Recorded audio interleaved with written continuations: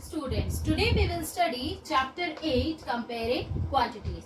So first you have to understand what is comparing quantities. In our day-to-day life there are so many occasions in which we are comparing two quantities. Like if you want to compare your marks with the marks of your friend, or your height with the height of your siblings, or your weight with your parents, and in the same manner, so you can see that we are comparing two quantities of the same magnitude or of the same manner.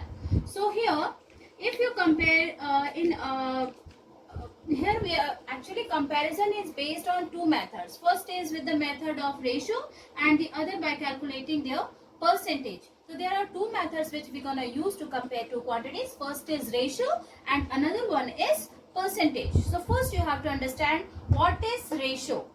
Ratio is basically the comparison of two quantities of the same magnitude or the same units, in which you are going to represent the data in form of A is to B.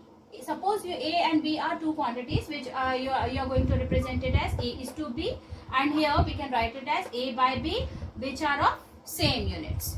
Okay, like you want to put if you want to compare length with length, weight with weight, or height with height, so every time you have to be cautious about that the two quantities should be of same order. You cannot compare height with weight or speed of time like that. So every time it is very necessary that the two quantities should be of same units.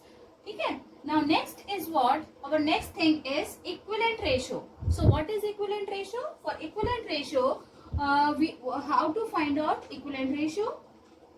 You can obtain equivalent ratio by multiplying or dividing the terms of the ratio by the same number or the same quantity. Like it should be a constant number, which is very necessary. It should not be a zero. So suppose I wanted to find out equivalent ratio of 3 by 4. You have to multiply the same quantity to numerator and denominator both. So in first step what I am doing, I am multiplying 3 by 4 with 3 to the numerator and denominator both. Then what will you get?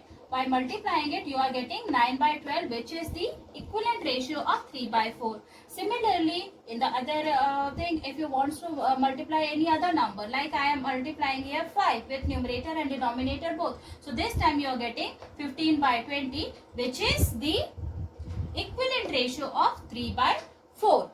Okay, so these are the two things which you have to understand. Now next topic, which is known as proportion. Proportion, what is the meaning of proportion here? Proportion is actually equality of two ratios. It is in proportion, what is happening? These two ratios are completely equal to each other. Suppose A is to B is is first ratio and the C is to D is the another ratio. So what is the condition for proportion? For proportion, A is to B should be equals to C is to D.